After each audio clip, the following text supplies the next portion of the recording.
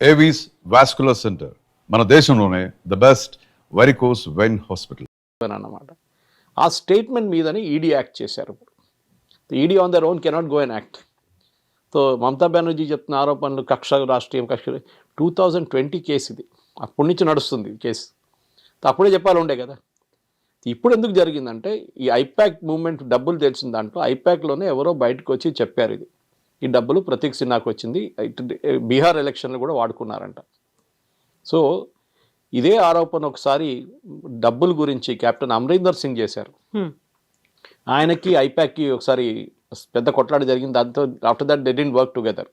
కాంగ్రెస్లో ఉన్నారు అప్పుడు అమరీందర్ సింగ్ గారు ముఖ్యమంత్రి ఉన్నప్పుడు. ఈ sir I don't want to do anything these fellows, వీళ్ళ కరప్ట్ ఫెలోస్ అన్నారు. I worked with Prashant Kishor. నేను డిస్క్లైమర్ పెట్టేస్తాను ముందే. 2014 లోక్సభ ఎలక్షన్లో వారణాసిలో ఆయన టీం ఒకటి ఉండే అక్కడ మోదీ గారి కోసం. అప్పుడు నేను అక్కడ వెళ్ళాను, but I didn't directly work with. ఇక్కడ 2-3 ప్రోగ్రామ్ చేసి ఇచ్చాను. ఇది మన హోలోగ్రామ్ టెలికాస్ట్ ఉంటే భోంగీర్లో ఒకటి చేశాను, ఒకటి మా ఇంటి దగ్గర ఒకటి చేయించాను అల్వాల్లో. మోదీ వచ్చి నిలబడి మాట్లాడారు. That I got it done. Next one అక్కడ కేశవ్ మెమోరియల్ కాలేజ్లో చేయించాను. అట్లాంటి చాలా పని, చాయ్ పై చర్చ చాలా చేయించాను. కానీ these were all a part of the campaign. Direct dealing వాళ్ళతో లేదన్నమాట. కానీ at same time Prashant Kishor ఆ టైంలో చాలా ప్రొఫెషనల్ మనిషి ఉండే. ఇప్పుడు కూడా బహుశా ప్రొఫెషనల్గా ఉన్నారు, కానీ పొలిటికల్ ఏం వచ్చేసింది దానికి. ఆయనకి మోదీ గారు నాకు ఇప్పుడు కూడా గుర్తు, నేను గాంధీనగర్ వెళ్ళినప్పుడు 2013 మోదీ గారు ఆఫీస్కి వెళ్ళినప్పుడు హీ వాజ్ దేర్ ఆ టైంలో.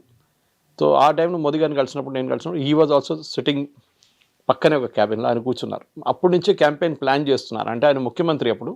కానీ మోదీ గారు ఇమేజ్ బిల్డప్ చేయడంలో ఆఫ్టర్ 2002 ఆ ఇమేజ్ ఇంప్రూవ్ చేయడంలో చాలా మటుకు ప్రశాంత్ కిషోర్ పనిచేశారు. ఆయన దగ్గర పనిచేసే వాళ్ళ టీం డాయిష్ బ్యాంక్ నుంచి, సిటీ బ్యాంక్ నుంచి, Pepsi, coke, you name it, అంత పెద్ద పెద్ద కంపెనీ, అడ్వర్టైజింగ్ కంపెనీ, అక్కడి నుంచి ఫారిన్ కంట్రీస్ నుంచి వచ్చిన ఇండియన్స్ వచ్చి పనిచేశారు ఇక్కడ. నచ్చి వాళ్ళకి జీతాలు ఇవ్వాల్సి వస్తుంది.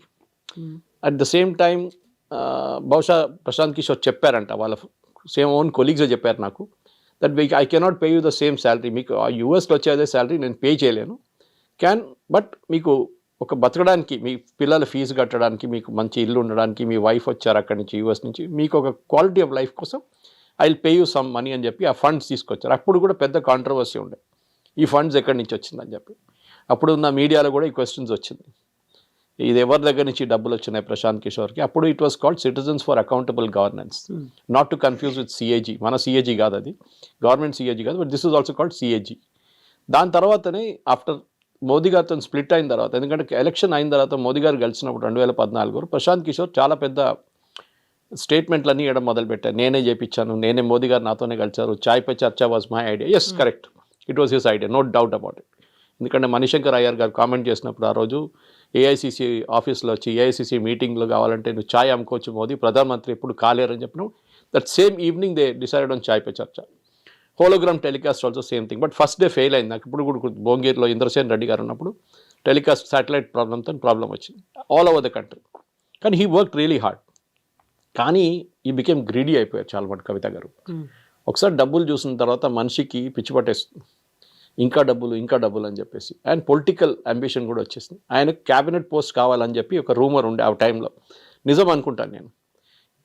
క్యాబినెట్ పోస్ట్ కావాలని చెప్తే అమిత్ షా గారు రిజెక్ట్ చేశారంట. కాదు, దిస్ ఇస్ బీజేపీ, మా దగ్గర 30 సంవత్సరాల నుంచి పనిచేసే వాళ్ళు కార్యకర్తలు ఉన్నారు, వాళ్ళకి ఫస్ట్ ప్రిఫరెన్స్ ఉంటుంది, మీరు మొన్న వచ్చారు, you do your work, we will support you, కానీ క్యాబినెట్ పోస్ట్ ఏమి ఇవ్వమని చెప్పారు. దాంతోనే ఆయనకి మోదీ గారికి స్ప్లిట్ అయిపోయి then he started working for other parties. దాంట్లో మనకు తెలిసిన స్టాలిన్ కోసం, డిఎంకే కోసం పనిచేశారు ఇక్కడ.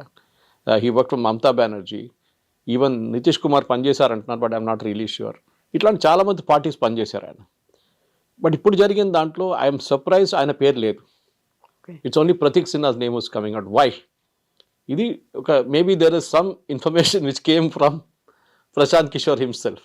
నాకు అదే డౌట్ వస్తుంది, ఆయన ఇచ్చిన ఇన్ఫర్మేషన్ అయినా ఇది, ఈ డబ్బులు. ఎందుకంటే ఆయనకి పొలిటికల్గా it will be a big blow for him. ఇది ఆయన పేరు కూడా దీంతో చేర్చుకుంటే ఆయన పొలిటికల్, ఈయనకు సిన్హాకి ఏం పోదు, is a guy running I-PAC.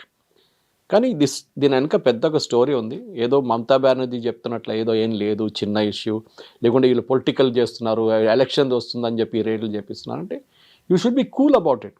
సరే, రేట్ చేయండి, మీ మీద రేట్ చేయలేదు కదా. అది నిన్న స్టేట్మెంట్ కూడా ఇష్యూ చేశారు ED, we never raided any political party, ఏ పొలిటికల్ పార్టీ ఆఫీస్కి వెళ్ళలేదు. ఈ కోల్ స్మగ్లింగ్స్ కేసులో డబ్బులు the way the money has flown from hawala route it has reached IPAC office అని one of the accused himself has made a statement. దాన్ని బట్టి మేము అక్కడ వెళ్ళి డాక్యుమెంట్స్ చెక్ చేస్తున్నాడు. ఈ మధ్య అదే డాక్యుమెంట్స్ ఎత్తుకపోయింది. సో అది క్వశ్చన్ వస్తుంది ఇప్పుడు, what kind of document should you pick up and go? That is a big question. మీరు ఇన్వెస్టిగేషన్ని హ్యాంపర్ చేస్తారంటే that is also offence actually. And as a ముఖ్యమంత్రి మీరు ఉన్నప్పుడు, మీరు ప్రమాణ స్వీకారం చేసినప్పుడు I will preserve, protect and defend the constitution of India as well law established అన్నారు. అది ఒక పెద్ద ఇష్యూ. ఇదన్నీ ఓవరాల్ పిక్చర్ చూస్తే definitely Mamata Banerjee is in trouble, దాంట్లో డౌట్ లేదు. కానీ ఇప్పుడు ఆ లీగల్ ప్రాబ్లం ఎంత ఉంటుందో మనం కల్కటా హైకోర్టులో హియరింగ్లో చూడాల్సింది. It has been postponed. I think 1-2 రోజులు పోస్ట్పోన్ చేశారు ఇప్పుడు. కానీ డెఫినెట్లీ ఈడీ దగ్గర ఈ డాక్యుమెంట్ కాకపోతే ఇంకో డాక్యుమెంట్ కూడా దొరుకుతుంది వాళ్ళకి. And Sinha will have to make a statement. వాళ్ళ వైఫ్ ఈ దేని మీద కంప్లైంట్ ఫైల్ చేశారో అని నాకు తెలియదు, బట్ యూజువల్లీ ఏం చేస్తారంటే హెరాస్ చేశారు అది ఇది అని చెప్పి ఈడీ హెరాస్ చేసింది, అక్కడ ఉన్న ఫైల్స్ ని ఈడీ ఎత్తుకెళ్ళింది అనేది తను వాళ్ళ జాబ్. అది ఆమెని ఫిజికలీ హెరాస్ చేయలేదు కదా. ఓకే, దేవడ picked up the file and gone. నీకు భయం ఎందుకు ఫైల్ ఎత్తుకెళ్తే? What the part of the procedures. మీ సంతకం తీసుకుంటారు వాళ్ళు. ఈ ఫైల్ తీసుకెళ్తున్నాం, దీంట్లో 100 పేజీలు ఉన్నాయని చెప్పి మీ సంతకం వాళ్ళు they take make all the list of all the assets. వాళ్ళు ఎత్తుకెళ్తాం, హార్డ్ డిస్క్ తీసుకెళ్తున్నాం, మీ మొబైల్ ఫోన్ తీసుకెళ్తున్నాం, అన్ని డీటెయిల్స్ రాసి ఇవ్వాల్సి వస్తుంది. ఇట్స్ లీగల్ ప్రొసీజర్ అది. సో ఆమె కావాలని చెప్పి డెఫినెట్లీ మమతా బెనర్జీ వాళ్ళు చెప్పుంటారు, మీరు కేసు ఫైల్ చేయండి ఈడీ ఎత్తుగా, మేము చూసుకుంటాం, మా పోలీసు వాళ్ళే కదా వాళ్ళు వచ్చి వీళ్ళు ఎత్తుకెళ్తారని. అది జరగదు. ED is protected under law. So వాళ్ళని ఇట్లా మీరు ఒట్టివల్లి హరాస్ చేయలేరు. అది ఒక లా ఉంది. దాని వ్యతిరేకంగా నిన్న రాత్రి న్యూస్ వచ్చింది నాకు. చాలామంది కొంతమంది ఫోన్స్ మీడియాలో ఉన్న ఫ్రెండ్స్ ఫోన్ చేసి అడిగారు, ఇదేంటి ఈమె కేసు ఫైల్ చేస్తుంది ఎన్ఫోర్స్మెంట్ డైరెక్టర్. నేను చెప్పిన Mamata Banerjee cannot file a case. It can be other Sinha or his wife. ఇప్పుడు మీరు చెప్పినప్పుడు నాకు తెలిసింది it is his wife who filed a complaint, not him. But Mamata బెనర్జీకి ఐపాక్ మీద ఎందుకంత నమ్మకం, అంత డిపెండ్ అయ్యేటువంటి పరిస్థితి ఏంటి అసలు? యాక్చువల్గా ఎవరైతే ఎస్టాబ్లిష్ చేశారో ప్రశాంత్ కిషోరే వెళ్ళిపోయారు, ఇన్ని పార్టీలకు వర్క్ చేశారు, బట్ జనసురాజ్ పార్టీ బీహార్లో ఘోరంగా ఓడిపోయింది. అసలు హీ కుడ్ నాట్ పర్ఫామ్. అలాంటి కండిషన్లో ఐపాక్ మీద అంత డిపెండ్ అయ్యేటువంటి పరిస్థితి, అంత నమ్మకం ఎందుకు పెట్టుకుంది తను? ఐ థింక్ మమతా బెనర్జీకి ఇప్పుడు చాలా అవసరం ఐపాక్. ఎందుకంటే ఇంగ్లీష్లో మేము స్లైస్ అండ్ డైస్ అంటాం స్టాటిస్టిక్స్లో. ఒక కాన్స్టిట్యున్సీలో 30,000 నుంచి 40,000 ఓట్లు వెళ్ళిపోతే they been removed from the rolls అంటే అది ఏ పార్టీ గెలిచిందో వాళ్ళకే problem. Last time Mamata Banerjee TMC party if my memory serves me right 215 సీట్లు గెలిచారు వాళ్ళు. 215-17. బీజేపీకి 77 వచ్చినాయి. వీళ్ళిద్దరికి 0. మిగతా చిన్న చిన్న పార్టీలకి ఏదో వచ్చినా కానీ the major part went to these 2. ఇప్పుడు 30,000 నుంచి 50,000 ఓట్లు ఎస్పెషల్లీ కల్కటా చుట్టుపక్కల ఉన్న ఏరియాస్ నుంచి వెళ్ళిన ఓట్లు మనకి ఇప్పుడు కనిపిస్తుంది. ఇంకా ఈ నెక్స్ట్ లెవెల్లో దాంతో హియరింగ్ తర్వాత ఇంకొక 50 లక్షల మంది తీసేస్తే దెన్ ఈ 75 ఉన్న సీట్లు బీజేపీది పెరిగి మినిమం 120కి వస్తుంది. అక్కడ ఉన్న 2015 తగ్గి 140కి వస్తుంది, లేకుంటే 130కి వస్తుంది. So it will B touch and go. ఇక్కడ మమతా బెనర్జీకి ఐపాక్ పనికి వస్తుంది. ఐపాక్ వాళ్ళ వర్కింగ్ కల్చర్ చాలా బాగుంది, దాంట్లో there's no dispute on that. Congress వైపు ఇప్పుడు సునీల్ కనుగోలు ఉన్నారు, హీఈస్ స్ట్రాటజీస్. ఇప్పుడు కేరళకి వెళ్ళి మేము 100 సీట్లు గెలవబోతున్నా అని చెప్పి ప్రెడిక్ట్ చేశారంట. దీనికన్నా ముందు బీహార్లో కూడా ప్రెడిక్ట్ చేశారు, మాకు 2/3 మెజారిటీ వస్తుందన్నారు. తేజస్వితోనే రాలేదు అక్కడ. హర్యానా గెలిచేసామని చెప్పారు, అక్కడ ఓడిపోయారు. So Sunil Kanugolu is trying to replicate Prashant Kishor, కానీ he's not succeeding in that. ఆయనకు ఒకటే అడ్వాంటేజ్ ఏంటంటే is very close to Rahul Gandhi. So ఎవరు ఆయన ఏమన్నారు, ఆయన ఎంత 200 సీట్లు గెలుస్తా అంటే కూడా ఎస్ అని చెప్తారు అక్కడ. సో ఈ పరిస్థితుల్లో now Mamata Banerjee is dependent on Prashant Kishor. ఎందుకంటే ప్రతి కాన్స్టిట్యున్సీలో కవిత గారు ఎలక్షన్ ముందట్లాగా కాదు ఇప్పుడు. ఎస్పెషలీ లాస్ట్ 15 ఇయర్స్లో ఎలక్షన్ చాలా మటుకు మారిపోయింది. 15 సంవత్సరాల్లో యంగ్ ఓటర్స్ని అట్రాక్ట్ చేయడం చాలా డిఫికల్ట్ అయిపోతుంది. వాళ్ళు టీవీ చూడరు, పేపర్ చదవరు, మీరు ఏ మీడియంకి వెళ్ళినా కానీ సోషల్ మీడియాలో బహుశా కొంచెం ఉంటారు, ఇన్స్టాగ్రామ్లో ఉంటారు వాళ్ళు. సో వాళ్ళని అట్రాక్ట్ చేయడం అంటే చాలా మటుకు ఇట్లాంటి ఏజెన్సీస్ మీకు కావాల్సి వస్తుంది. వాళ్ళు టిపికల్ అడ్వర్టైజింగ్ లాగా క్యాంపెయిన్స్ డెవలప్ చేస్తారు. ఆ క్యాంపెయిన్ కూడా మైన్యూట్లీ టార్గెట్ చేస్తారు వాళ్ళు. ఫర్ ఎగ్జాంపుల్ ఐటీ సెక్టర్లో ఉన్న వాళ్ళు ఐటీ సెక్టర్ ఆ ఇష్యూస్ పెట్టి ట్యాకిల్ చేస్తారు. ఫార్మాలో పనిచేస్తున్న వాళ్ళు ఫార్మింగ్ కమ్యూనిటీలో ఆర్గానిక్ ఫార్మింగ్ చేస్తున్న చాలామంది చదువుకున్న వాళ్ళు వాళ్ళు టార్గెట్ చేస్తారు సపరేట్. అన్ఎంప్లాయిడ్ని ఇంకో రూట్లో టార్గెట్ చేస్తారు. సో ఈ స్లైసింగ్ అండ్ డైసింగ్లో వీళ్ళు Prashant Kishor team is very good. వాళ్ళ call centre operations is even excellent, చాలా బాగా చేస్తారు వాళ్ళు. సో బహుశా ఇప్పుడు మమతా బెనర్జీకి వీళ్ళు కావాలి ఇప్పుడు మోర్ దెన్ వాట్. దానికోసం ఆమె నిన్న ఇచ్చిన స్టేట్మెంట్ తర్వాత నేను కూడా సర్ప్రైజ్ అయిపోయాను. 2019లో మా కోసం పనిచేశారని చెప్పిన వాళ్ళు 2025లో మమతా బెనర్జీ పార్టీ ఫైల్స్ ఎందుకు పెట్టుకున్నారు? సో పాసిబ్లీ ఆమె కాంట్రాక్ట్ రిన్యూ చేసుకుని ఉంటుంది ఇప్పుడు 2026 ఎలక్షన్స్ కోసం. She would renewed the contract with IPAC. అదే that's only reason I see. ఎందుకంటే ఆమె చెప్తుంది కదా క్యాండిడేట్ లిస్ట్ ఉంది వాళ్ళ దగ్గర అని. అంటే ఆబ్వియస్లీ క్యాండిడేట్ లిస్ట్ డిసైడ్ చేశారు, అట్లీస్ట్ టెంటేటివ్ లిస్ట్ డిసైడ్ చేశారు, అది ఐపాక్ దగ్గర ఉండిపోయింది. ఐపాక్ వాళ్ళు స్ట్రాటజీ డెవలప్ చేస్తున్నారు. ఈ క్యాండిడేట్ని అక్కడ వెళ్ళి ఆ కాన్స్టిట్యున్సీలో వెళ్ళి వాళ్ళు సర్వేలు చేస్తారు. ఇప్పుడు 5 క్యాండిడేట్ మమతా బెనర్జీ పేర్లు ఇస్తే 5గురి పేరు తీసుకొని కాన్స్టిట్యున్సీలో వెళ్ళి ఒక సర్వే 50,000 మందిని కాంటాక్ట్ చేస్తారు. ఈ క్యాండిడేట్ని మీరు ఈ 5 మంది ఉంటే మీరు ఎవరికి ఓటేస్తారు టీఎంసీలో అంటే వాళ్ళు చెప్తారు XYZ. అది బట్టి వాళ్ళు వచ్చి మళ్ళీ మమతా బెనర్జీకి ప్రజెంటేషన్ చేస్తారు ప్రతి కాన్స్టిట్యున్సీలో we'll popular then she will take a call on that. అది బహుశా చేస్తున్నారు. ఆ డీటెయిల్స్ ఈ లిస్ట్లో ఉండిపోయింది. అదే ఆ గ్రీన్ ఫైల్ తీసుకొని ఆమె బయటకు వచ్చింది నిన్న. పాసిబుల్లీ ఆ గ్రీన్ ఫైల్లో ఆ డీటెయిల్స్ ఉండే నిన్న క్యాండిడేట్ లిస్ట్. అది భయపడుతున్నారు. ఆ క్యాండిడేట్ లిస్ట్ గట్రా బీజేపీ దగ్గర వెళ్ళిపోతే వీళ్ళు గుంజుకుంటారు అటువైపు అని చెప్పి భయం ఉండొచ్చు. So I think she's dependent, దాని డౌట్ లేదు. ఎందుకంటే వాళ్ళ పార్టీ ఇన్ఫ్రాస్ట్రక్చర్ అనేది లేదు వాళ్ళ దగ్గర. She and her nephew Abhishek Banerjee వీళ్ళిద్దరే ఉన్నారు. ఆమెకి అభిషేక్తోని కూడా ఏదో డిఫరెన్స్ ఒపీనియన్ ఉందని చెప్పి కల్కటాలో ఉన్న కొన్ని బెంగాలీ న్యూస్ పేపర్స్ రిపోర్ట్ చేస్తున్నారు. దీనికన్నా ముందు కూడా వీళ్ళిద్దరు నడువిట్లో కొంచెం డిఫరెన్స్ ఒపీనియన్ వచ్చింది. సో దాని తర్వాత మళ్ళీ ఆమె she took him back in to the party. Like same with Mayawati కూడా నెవ్యూ మీద డిపెండెంట్ అయి ఉన్నారు.